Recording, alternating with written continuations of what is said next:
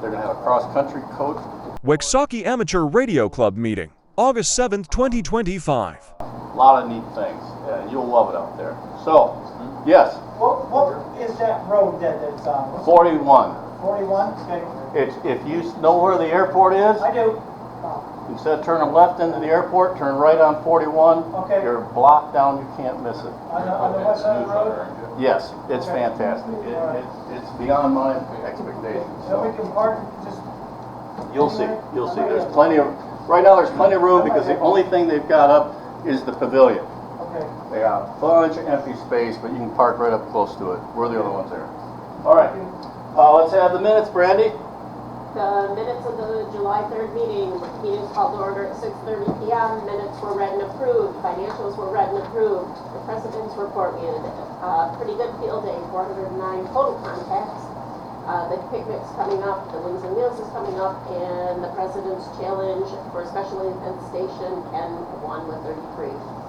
We did intros, we did net controls, the activities as stated. Tom is doing Festival of Races. See him if you would like to participate. Chris donated a Tribander for use at the airport when the building is ready. And Bob reported that there's been some noise interference, somebody keying a mic on the repeater. Please keep an ear out to see in fact who it is. The new repeater will have a tone once it's in place. Keith noted he was interested in doing a fox hunt. And Roy will be doing a presentation on antennas for hunting coming up. And we had a really cool presentation on heat kit, and congrats, Gordy, on your promotion. The meeting was adjourned at 7:28 p.m. Any corrections or additions? Do we have a motion to approve? Mike, do we have a second? Second. Tom, all in favor? Aye. Both same side? Thank you. Thank you again, Brandy, for doing such a great job of that. Okay, Lee, financial report. You can use either this or the Oh, wow. dual capacity. Dual capacity. Hello, everybody. Well, we're in the summer doldrums. There's not as much in our reports this time of the year, except for expenses. So anyway, we got Bob. He paid his phone bill. Brandy, $120 for field day, 50/50 a little income, $19. We rented the UPS, or our post office box came due, and that's $182 once a year. Ooh, I like this house. Lynn field day, $32.64. $20 every year we have to renew our exempt status for income taxes for the state. They charge us $20. I don't think the IRS charges it all. Anyway, and C&W portables for field day, $105. So we got a total of $277.64.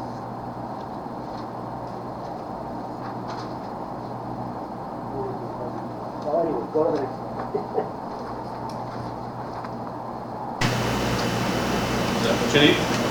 Yeah, okay, this is our ongoing summer deal. You can see that July, and these are totals going all the way across the line. Waiting waivers here. This down here shows our total income for the year, $3,072. Total expenses, $3,022.69. For our net income, $1449.31. So, my prediction is, well, we're going to have, I'm not sure exactly, well, we've got tower rent coming sometime soon. And we also, we won't be getting in dues. So it might, if we're lucky, it won't be a wash, which would be nice. If we're not, we need, I know we got about $2,900 or whatever it is. $2,943.85 we have in the bank. But we really, it'd be nice to make a little more money instead of just breaking even because of our you know, I think we could probably raise the dues. We might be able to figure out some ways to raise the table revenue. I'm okay with that. We might be able to do our own food, you know, for the ham fest. But anyway, that's something we need to be thinking about between now and, well, the end of the year anyway, for the dues and the suits. I don't think, you know, the radio, the airplane club, their dues is $20. So, and we haven't had a raise in years. So that's something we need to think about. We can talk Let's about just do next it. meeting. I've been here for 12 years and it's never been raised. Yeah. A few other things in the market have been raised. Raising the dues. Yeah, right. So, anyway, any questions? Hey, let's just vote on, go ahead and do the dues, why not? We'd have to do it effective at the beginning of the year. Do you? Yeah, because people have paid for it. What I would rather have you do is think about that and other options, and we'll get it on an agenda. Well, don't vote. I'd also like to let the rest of the members know before, you know, we've got 75 members and maybe 25 here, so Yeah. I just would like to get input from everybody. That'd be a good idea. You could send out an email, and if they can't make it to the meeting, they could at least Well, respond. Yeah. you should at least make a decision then, if you're gonna put it in the newsletter, how much you wanna raise it. That's the decision should be made. That's true. Yeah. Yeah. What do you think? I'm good with $20. I think 20 is fair. Sure. I think 20 is 20 cheap. individuals. I belong to the 25 West Michigan families. Repeater Association, and it's 25, but 20 I think is, 225? 20 most of us can handle. 25 family? Yeah, we can leave the family at 25. Yeah, Yeah. yeah. All right, we will send notice out to get everybody's input, and we'll have it on the agenda maybe next. motion For what? for the dues? Well, we're gonna get into We're, it. we're gonna put it We'll on the include it in the agenda. next newsletter that we're talking about. I would write that up if you want. Yeah, Got a yeah, thing in his yeah. ear. And just say this is, Have everything in his ear. They can't hear. And tell them why in the newsletter. Yeah, You know, I yeah. mean, because the cost of everything has gone yeah, up. we're Hell we're yeah, not life- gonna be life is feasible gone. at $15 a year. We have a motion to accept the treasurer's report. That would be Gordy, second Jim. All in favor? Aye. Opposed, same sign. Thank you, Lee, for a great job, always. I have a harebrained idea for a major fundraiser, and I'm not going to tell you until I'm out of office, so you can't vote me out of office when you're here. Out of office. You're election. It's a big What does he mean by that? Well, just to comment on that, I'm okay with the fundraiser, but not in lieu of the dues. The dues is. Oh, no, is the a separate- dues is, yeah. Yeah, I mean, 20 I'd is say it's a nothing. done deal, but let's vote on it to make sure. Can I comment? Yeah. I've seen a lot of flyers lately coming in from other states, but almost every one of them is selling a radio. Let's say one of the new 500 Gacers or something, tickets are $10 and a minimum of 70 tickets. Well, the radio costs 500 or whatever. That way they make $200 if they only sell 70 tickets. So something like that could be an option also. That's a great idea. You know, With not enough time. I've got an idea that, and you're not gonna hear it until I'm out. But it would be a minimum of $3,000 added. Very little expense. You gotta wait. Wait till January. All right, President's report. Probably, there you go. And we're not gonna build a casino out at the pavilion, no. Yes, Jeff. When do we have new business? It's coming, Okay. it's coming. You got an agenda, should have an agenda. It doesn't say the word new business. It should down at number 8. Oh, okay. damn, you gotta keep reading. Okay, here we go. I would love it if we could have a good turnout. Saturday, this Saturday, 1 o'clock. Ray, our own Ray, KD8 BAI, Wright Brothers Master Pilot Award. If you can make it, make it. If you're coming to coffee, stick around a little bit, go do your shopping on the north end, swing down to the airport and honor him. Club picnic this Sunday, and you saw where we're going to have it. If you're coming, just to give an idea, I'm not going to hold you to it, but I've got to order the meat and other stuff. The club provides burgers and brats, some hot dogs if people want brats, buns, condiments, water, soda. Bring a dish to pass, and we never you know, say, you gotta bring a salad, you gotta bring a dessert, just bring something. You're not coming, are you? We've never had a shortage of food. In fact, we usually all go home and take a long Bring nap cake. the rest of the day. It's a lot of fun, and it's closer, right out there by the airport. We also need some volunteers for Wings and Wheels. Keith couldn't be here. There's a budget meeting, I guess, at the airport. There's a sign-up sheet for both Friday. I made an executive decision to move the setup time to 1 p.m. Only because by 4 p.m. it's just hard to get people out. I thought maybe moving it up earlier, getting done earlier, that gives you Friday night to do whatever you like to do on Friday nights.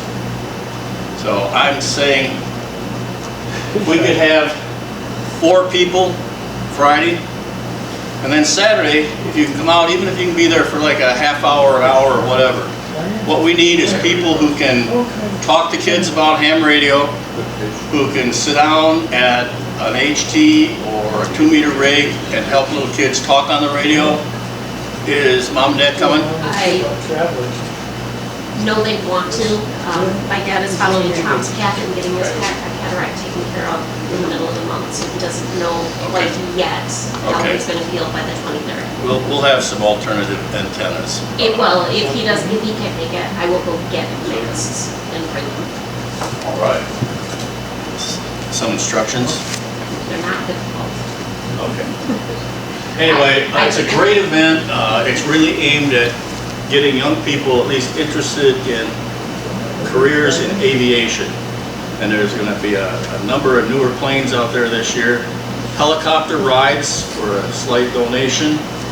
Kids from about 6 to 12, free airplane rides. If you got grandkids, kids, neighbor kids, bring them out there. It's free. Everything's free. Breakfast, $5. Pancake, sausage, pretty good. Good breakfast. Yeah, it's good breakfast. What else we got here? Oh, boy. What's that? Oh, Tom? Festival races. You have a sign-up sheet? Yeah, I'll pass it around. Yeah, we still need a couple of people, possibly 2 more people. I need Kenwood Beach and Cheryl's Land. Anybody that? Yeah, I can, Yeah. what day is that, Tom? 29th or 30th, it's the last Saturday, last Saturday of the month. Saturday of the month. The 30th. Yeah. 30th, okay, Saturday. Same spot that I had last time? No, it'll be, I've got somebody else for that spot. You want, you want to go to Kenwood Beach? No, it doesn't matter. I can go, I can do Kenwood or I Okay, can if do you want to volunteer, Doesn't let matter. Tom know. We need to move on. Yeah. Tell the people Who took my choose. spot? Well, it's right on there. Here's another one. Jordan did. This is volunteer day. Well, he If you're tried interested in helping out with Huh? an after-school activity at Mackinac Trail Middle Now, School, it'll be a little September, different. let Gordy I'll know. get you something. Gordy's kind of heading it up, right? It's not really a ham class as much as it is an introduction class, because there's no way with the amount of time we got, anybody's gonna get ready for a test. So No, mostly we're it's- gonna get him to do stuff. We're gonna get them to do stuff, we're gonna expose them to things. I don't know, this is You know, next it's one. still gelling. I got, Yeah, you don't have I have more to lecture or teach. It's mostly just have fun with the kids with ham well, radio. I wanna set up a radio in the car for crossband. So we can talk with handhelds from inside the kids to crossband up to the repeater. You know, things like that, things so they can get on the air and play with things. I wanna bring our shooter. Shooter, that's probably not a good thing to take. I just realized that. I walked into that school with a shooter. Okay. Kenwood. We need programs for October, November, and December. Step up to the plate, yes. I already told you I take October. Last 2 meetings ago. Yes, you did. We don't need October. The circle that's going, there's also. Well, if you don't want me to do it, I won't. No, I want you to do it. November and December. GODRDY. You're right there. You're right, I know where it is. I used to swim there when I was a I was kid. an English major. So they're doing it different this year. They're going this way instead of this way. What's this? Bob. Yeah. You're on. Wings and wheels. Bob's got something to share with us. From the bottom of his heart. Bring it up, get it up so I can point it to it. Get what up? I think I know what you want. SDR. I think I know what you want. Since I have gotten back on 75 meters, on 3906 in the morning, a lot of guys talking about this SDR. I didn't know what SDR stands for, software defined radio. And these guys, if they have poor, they can't hear. Absolutely not. Our QJR is in there. All right, Well, we're reading that. Yep. Anyway, if the guys can't hear, they go to one of these software defined sites and they can listen. And then when it's time for them to transmit, they hit the space bar like I just did on Lynn's computer, and it goes. This is what it looks like.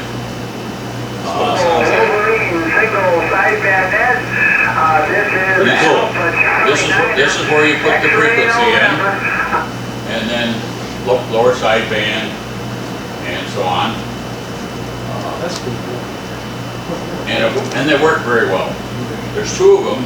I think I sent an email to several people. Yeah, thanks. If any of you wanted the two websites, let Bob know, he'll send it to you, right? Right. Yeah. It's pretty cool. They work very well. Do they work out of band? Huh? I don't know. Give me a frequency. 7938. Just a second. Okay.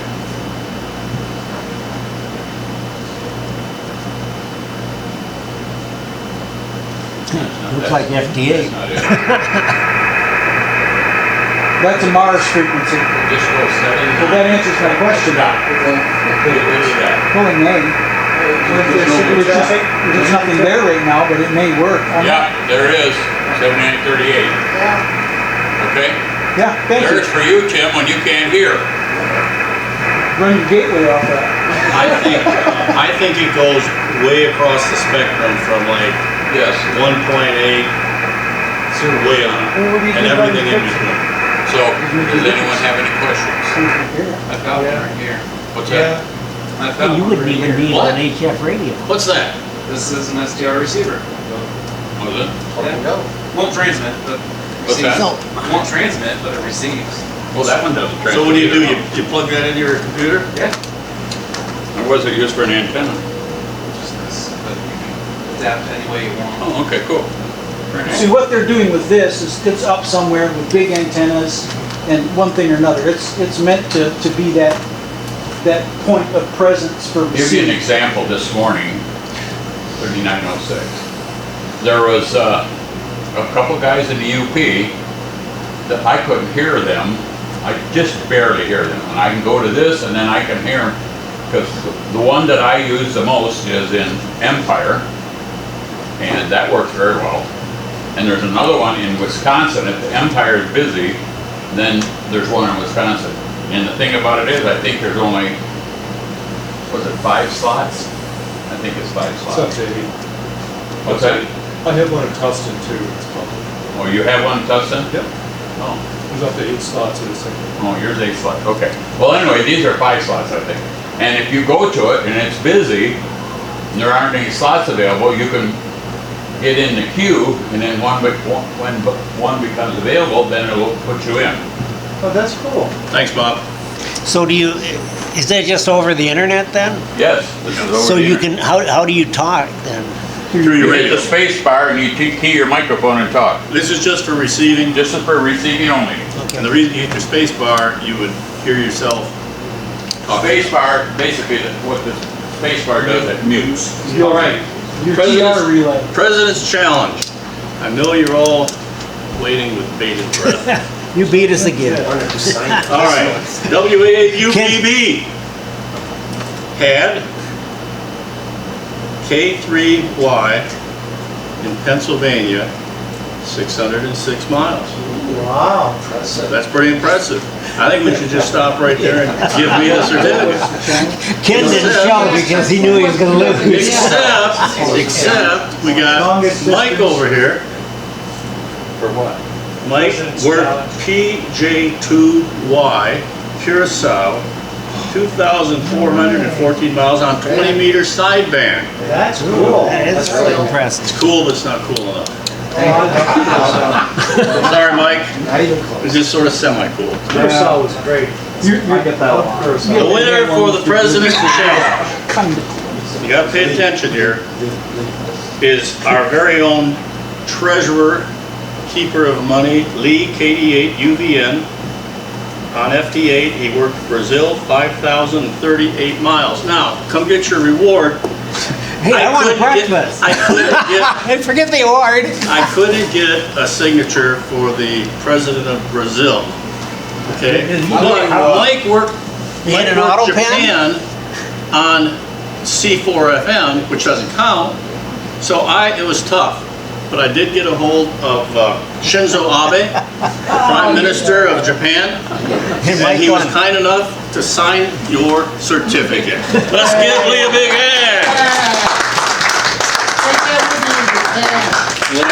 You gotta frame that. How do you compute the mileage? You go to QRZ.com, look up the call, get details, tells you their longitude and latitude, how old they are, where they went to school, everything, and distance. And I sent you a copy of that. Yes, I got, they all, this has been verified by the President's Challenge Committee. I talked to Antarctica once. What? Antarctica. You got Antarctica. It wasn't during the time frame. I don't. How do you compute? I worked Arizona, but I worked it off a meteor scatter. Ooh, that would have beat me. You didn't read the fine print. Meteor scatter is illegal. By the way, anybody that's interested, 6 meters, they're pretty hot in meteor scatter, and this coming Monday and Tuesday should be real good. Because the Mercedes are pretty heavy shower. Just listen on 6 meters, and you'll be surprised what you hear sometimes. Do we have anything else for open mic? Anything?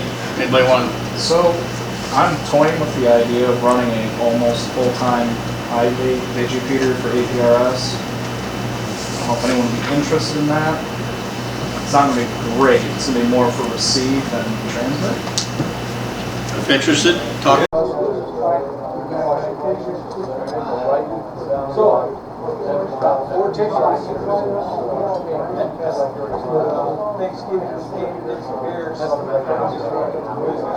Give the time. You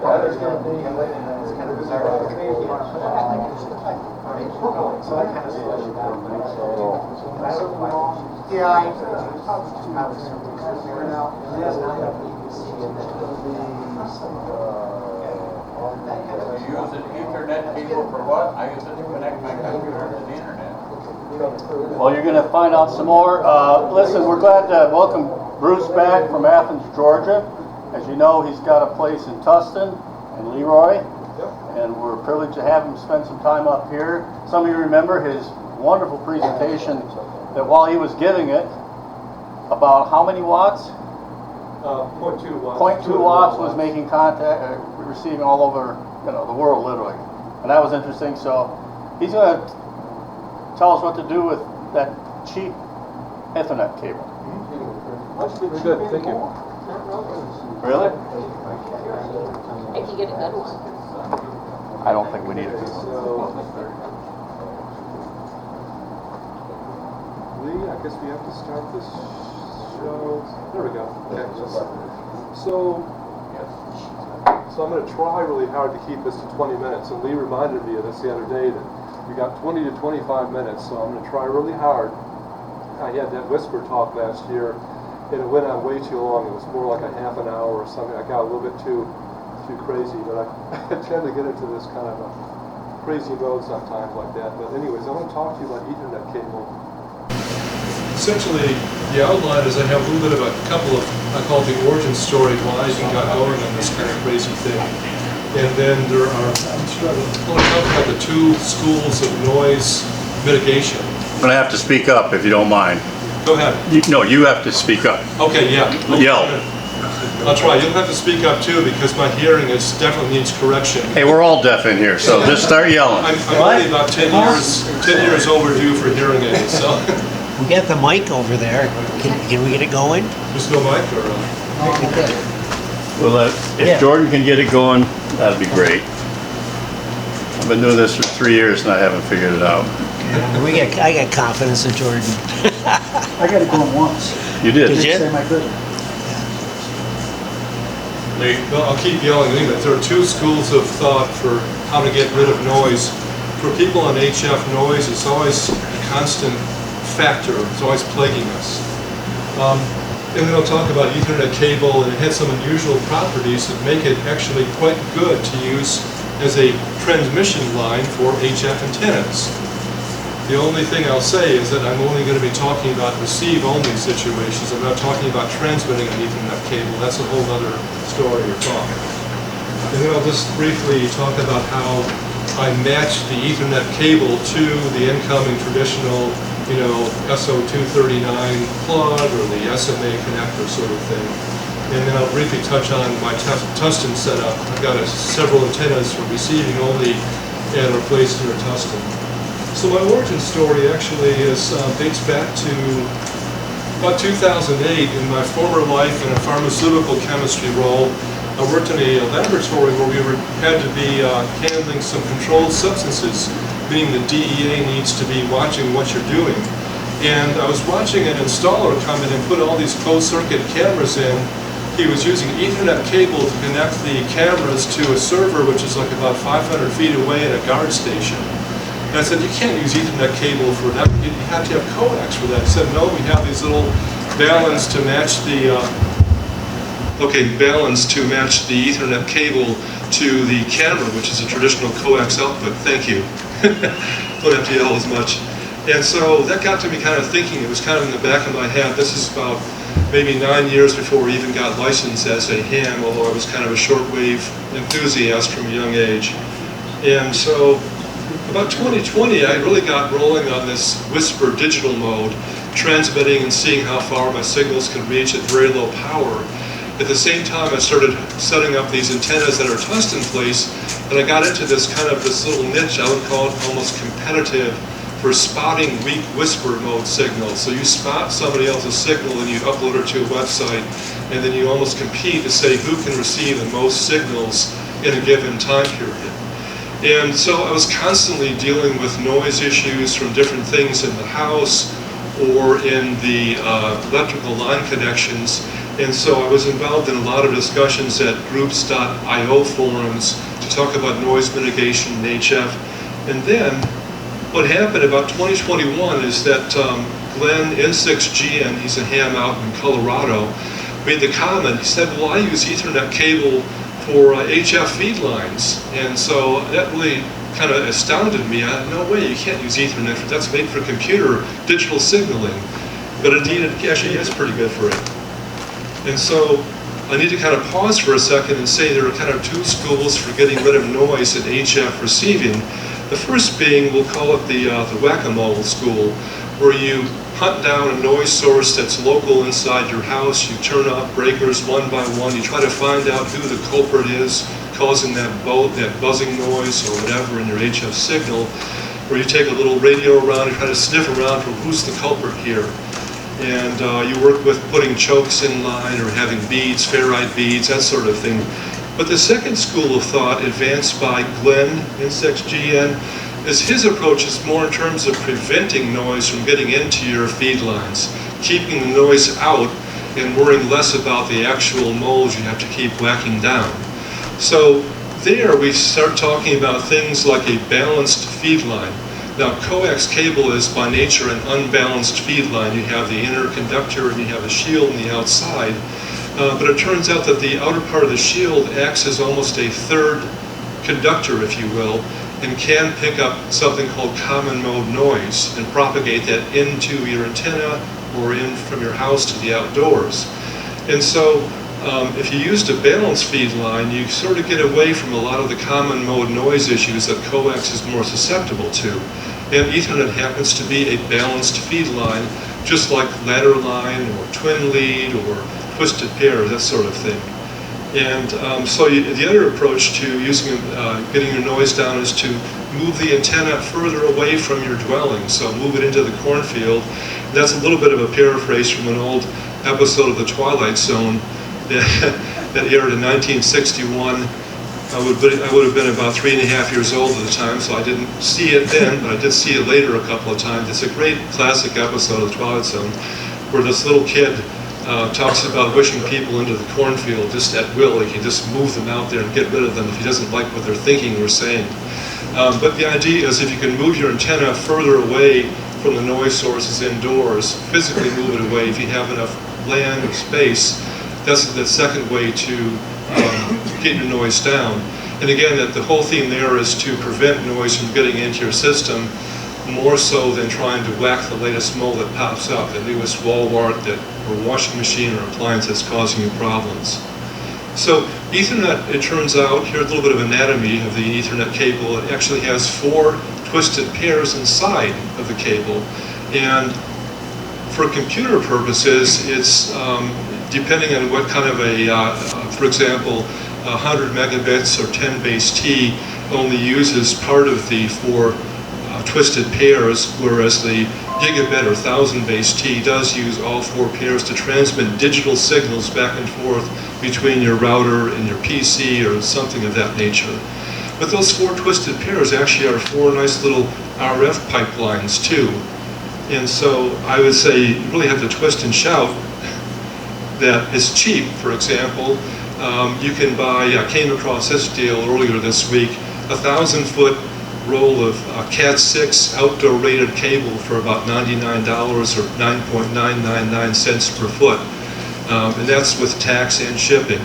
And that deal was so good, actually, I was putting this presentation together on Monday, and it's such a good deal, I had to buy a roll myself. And sure enough, the thing arrived today. So ordered it Monday morning, it's here today. Each twisted pair is a balanced feed line, as I mentioned, which is similar to open or ladder line. And the difference being twisted pairs, it doesn't really matter if it's sitting against a metal, window frame or pipes, that sort of thing. You can kind of treat it a little bit like coax in that sense. The line loss is actually quite modest and not much different than regular old coax that you use for HF, such as RG8X. And that really surprised me the first time I did experiments with it, that the line loss really is very similar to coax. That kind of astounded me for just a small little twisted pair like that. Also, it does not pick up too much noise. Common mode noise is harder to get into a balanced feed line just by the nature of things. And in case you're wondering, the native impedance of this Ethernet twisted pair is about 100 ohms, so about twice the 50 ohms you're typically used to in receiving systems. And so to make that transformation, I typically have used a small ferrite transformer. I'll show a picture in the next slide to kind of bring the 100 ohms down to 50. But that said, a key point of receive-only antennas is that matching your impedance or getting SWR down to a low value is actually a minor factor. You really don't have to worry too much about poor matching or high SWRs in these kinds of receiving systems. It's contrary to when you're transmitting and trying to get power into the antenna. But for receiving purposes on HF, it turns out that the noise level, the background noise of the atmosphere is so high that even if you shave off, let's say 10 or 20 dB off the incoming signals, you're still not going to change the signal to noise ratio in the system. And that took me a long time to really absorb that piece of wisdom, but in fact the loss of the line is a very minor factor, as well as matching between the incoming signal and the receiver. And then of course the beauty of it is you've got basically you can have 4 receive antennas connected to one Ethernet feed line coming in from outdoors. In the case of my Tustin setup, I actually have 3 different antennas set up to feed into one Ethernet cable, and the 4th line, or the 4th pair, is actually a spare right now, which I have some plans for. And what about crosstalk between those 4 pairs? And yes, there is some crosstalk, but I can't give you a blanket statement because it does vary on the type of Ethernet cable. Cat 5, 6, 7, or I forget how high up they go to now, maybe even Cat 8. they do have degrees of different shielding and crosstalk. I have not found it to be an issue in my situation, but it's something to keep in mind, and it can be measured too with the right equipment. You can figure out how much crosstalk there is, but it has not been an issue in my case. So matching schmatching. Like I said, the matching is really only a modest impact here, but I've used these little binocular ferrite cores, which are, I've got one setting by my chair there. There's a little transformer example with little ferrite cores, tiny little things. These are binocular cores I typically use, and I've used some magnet wire, typically a 22 gauge magnet wire, to wind these little transformers to match the Ethernet to the receiving, or match the antenna to the Ethernet line out in the field.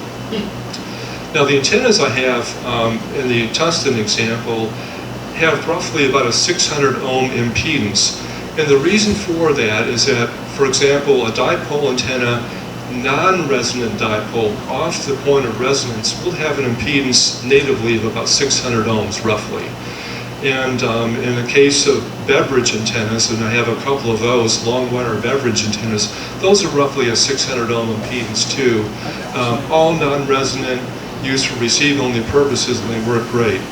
So for the matching the antenna out in the field to the Ethernet feed line, a typical turn ratio I would use is 5:2 or 25:4. And that roughly, if you're obsessing about the impedance, it roughly gets you from 600 to somewhere in the ballpark of 100 ohms. But again, I'm really making too much of a deal even to talk about that because the effect is so modest. And then similarly, where the Ethernet feed line comes indoors, I use a ratio of about 3:2 turns to roughly bring it. That's not a perfect 2:1, but it's if you do the math, it's 9:4 roughly the ratio. So roughly, but again, it's just not too much of a factor. So a couple of pictures. One on the left-hand side is actually a picture of the feed point for a random length dipole wire I have at tungsten. You can kind of see the dog bone insulator in the middle. You've got one leg of the dipole on the left and one leg on the right, red and black wires. And those two dipole legs are the same length. They're roughly about, I'm going to say maybe 135 feet total from one end to the other end. So the resonance is about 3.4 megahertz. So it's not resonant at all, even on the 75 or 80 meter band, or any other HF bands for that matter. And then I got those feeding into that little ferrite transformer, 5:2 turn ratio, coming out into the Ethernet, again soldered onto the Ethernet. And this twisted pair here is one of the 4 pairs of the Ethernet cable, the blue and white pair actually. And going into the Ethernet, just kind of facing up there. I'm not known for my construction of electrical expertise, so it's a little bit ugly, but it works very well, especially when you solder everything, and then this is the uncovered version where it hasn't been all taped up with electrical tape. Just wanted to give you a good view of that. The second thing I wanted to mention is a very simple little common mode choke on the right-hand side, and that's using a bigger toroid, which is setting on my little chair, and I think Tom's going to pick it up there. Take a toroid like that. It's a type 43 material, I guess, of ferrite, and there's coax. That's a very narrow diameter coax. It's RG316 with some SMA connectors, and you can just literally twirl that, say 8 or 10 turns around the toroid, and that, putting that in line with your typical coax coming into a receiver, can have a very good effect in cutting that common mode noise. It can be quite dramatic depending on how bad your noise sources are indoors. So my little TFAP, or TPAF actually, my new acronym, my tungsten twisted pair antenna farm, I have 3 antennas. So one antenna feeds the blue twisted pair on the Ethernet, and that's a random dipole in that previous picture. It's only about 15 feet above the ground, and it's about 3.4 megahertz of resonance point. Which is kind of fun to measure. When I first set it up, I hooked up my little antenna analyzer. It's a Nano VNA. And how many of you actually have heard of a Nano VNA antenna analyzer? Okay, a few of you have. How many of you actually have one of these things? Okay, so I think I've lost count. I have at least 3 of these floating around between here and Athens and Tustin. But that's one of the most useful tools I've ever had in my brief hand career, to measure things like the resonance point or measure line losses. It's just a fantastic tool to have, and it's so cheap too. It's unbelievable. But anyways, I measured the resonance point with that. A twisted pair, the brown twisted pair on Ethernet is a beverage antenna running east and west there. It's about 500 feet long, and it's unterminated. So if you know anything about beverage antennas, the standard practice is to terminate the far end with a 600 ohm resistor feeding to ground, and that makes your antenna very directional in one direction only. If you leave that off, then that gives you the directionality in the two different ends. So it's basically receiving from both east and west. And that thing does a fantastic job, especially on lower frequencies. I've had a lot of fun just receiving things like the non-directional long wave beacons from different airports. So, for example, in the daytime, mind you, I can receive the beacon from the airport in Appleton, Wisconsin. That's the famous home of the big fly-in every year in Oshkosh, I guess it is. I can receive that in the daytime on 395 kilohertz off this beverage antenna, which is really kind of a fun thing. Similarly, I can receive there's an AM station in Toronto on 530 kilohertz, very unusual, only one I think in the country in North America. I can receive that weekly during the daytime on that antenna, so that just gives you an idea of how powerful the antenna is. And last, I've got an orange twisted pair hooked up to a north-south beverage on ground or bog antenna. Literally there, instead of having a wire above the ground, the traditional beverage, you can lay the wire, insulated wire, on the ground itself. It's just laying on the ground, and that actually does function as a pretty good receive-only directional antenna in the north-south directions. The green pair is currently unused, and my thinking here is I may actually use this to power a low-noise amplifier out in the field, right where the antennas are mated to the Ethernet feed line, thinking that maybe if having the LNA outdoors, right now I actually have a couple of LNAs indoors right by the receivers, so they'll probably pick up a little bit more noise before they actually amplify the incoming signals there. Almost done. So in conclusion, my main points are Ethernet is cheap, and you're getting 4 balanced feed lines in one cable, 10 cents a foot. And receive-only antennas can really be a great way to deal with high noise levels in the HF. And I guess the point here is, and I think Bob basically gave an example of that, if you can have a receive antenna somewhere else that is not plagued by noise, you have a lot of power to be able to hear things you can't normally hear while you transmit on your traditional pathway, your normal, good, powerful, high gain antenna with all the RF going out into the ether. And the other thing, I guess I've hammered home the point that impedance matching or tuning for receive-only antennas are only semi-relevant for HF receive-only antennas. And I'll kind of mention this little last point about that.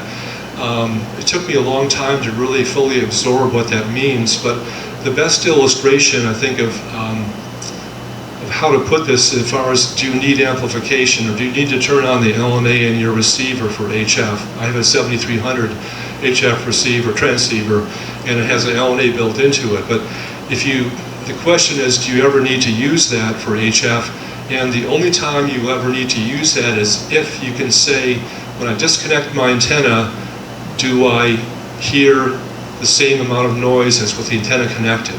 So I'll say that again. If you have your receiver turned on, no antenna connected, and you connect your antenna to it, and you hear more noise, the noise goes up, then you do not have to use the low noise amplifier. It will get you nowhere in terms of signal to noise ratio because you're already above that noise floor that exists there. So it's kind of hard to absorb that principle, and it took me 2 or 3 years of discussions before I finally got it. So I'm trying to pass it on to you folks in a matter of 10 minutes. Yeah, Bob. How do you access that on the 7300? I have a 7300. How do you access that low noise amplifier? Yeah, the 7300 does have a built-in LNA. It has 2 levels of amplification. Oh, okay, got it. It's like a little button you press one time and then twice. In practical terms, I think the only time I've actually ever used it or needed to use it was when I was working on 6 meters. And so my antenna was such that I actually needed to turn the LNA on to get a change in the noise level by connecting my antenna for 6 meters. That was the only time, because you're getting, again, above the HF is where all the atmospheric and galactic noise resides. When you get above that, it kind of goes away. My experience is it amplifies the noise too. Yeah. The LNA, when you do the, Absolutely. The LNA it just, actually works better with no amplification. in many cases it does. That's absolutely right, because the LNA absorbs or it amplifies both the noise and the signal.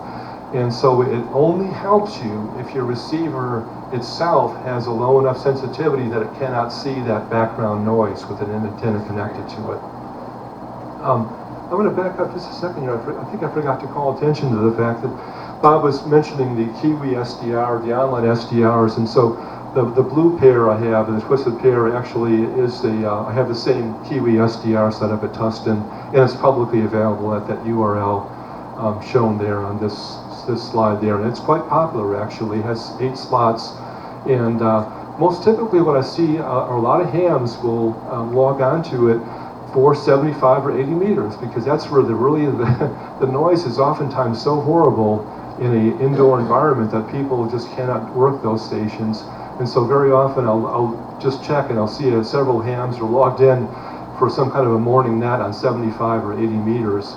And I get an email note every so often thanking me for having it available, which is always, makes it worthwhile actually, makes all the effort worthwhile. So I think that's all I had to say. Bruce, so, could you leave the slide up that has your address, and if they want to write it down, they can? yeah, you mean the URL? Yeah. Oh yeah, sure. Right there. Yep, right there. Yeah, it's and the other thing I would say is to make it even simpler, if you go to kiwisdr.com, which is where the receivers are sold and discussed, this particular model. kiwisdr.com website has a link to a map, a worldwide map where you can zoom in and find an SDR of this type, including Tustin or Presqu'île, wherever you might want to look for in the world, they're out there. Unfortunately, it's this is a fairly easy SDR to set up, and so the downside is that you have an awful lot of SDRs online that have just horrible noise levels. I mean, it's to the point where I would be embarrassed to publicly share some of these high noise situations online, but people do it nonetheless, and better to have too much than not enough though, so I shouldn't complain. Got it? Yeah. Okay. One more slide. Go ahead. Real quick. So I just want to acknowledge again Glenn, N6GN, who kind of turned me in the direction of noise mitigation and how Ethernet could be used. Also, there's a ham out in Utah, Clint K7OEI, which I consider kind of an icon for discussing receive-only antenna principles and SDRs and noise theory. I believe he's an electrical engineer, maybe a professor, and he's so good. His blog is just so good at explaining concepts like I'm talking about with the noise and antenna systems and LNAs, that sort of thing. I also want to acknowledge in the UK, Martin J&J, who pointed me toward these little binocular ferrite coils to use for receive-only antennas. And we had a lot of discussions and emails back and forth to get the right ratios and what he suggested to do.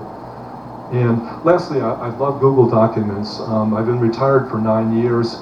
I moved away from the world of Microsoft Word and Excel, but I fully embrace the Google Documents for all kinds of, spreadsheets and word processing, that sort of thing.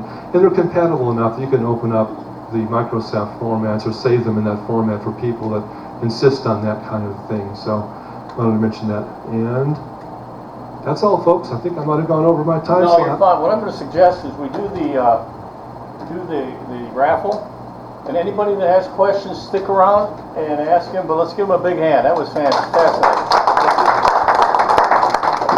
You might stick around a little bit. Sure. Okay. No. Let's get your tickets out. Thanks. What would we do without you? Yeah. All right, everybody listen? Everybody listen? All right. Magic number. Last 3 digits are 618. No. Oh. Winner, winner, chicken dinner. All right, meeting is adjourned. Thanks for coming. If you want to know more about what Bruce just presented, he's going to stick around for a while. This one is a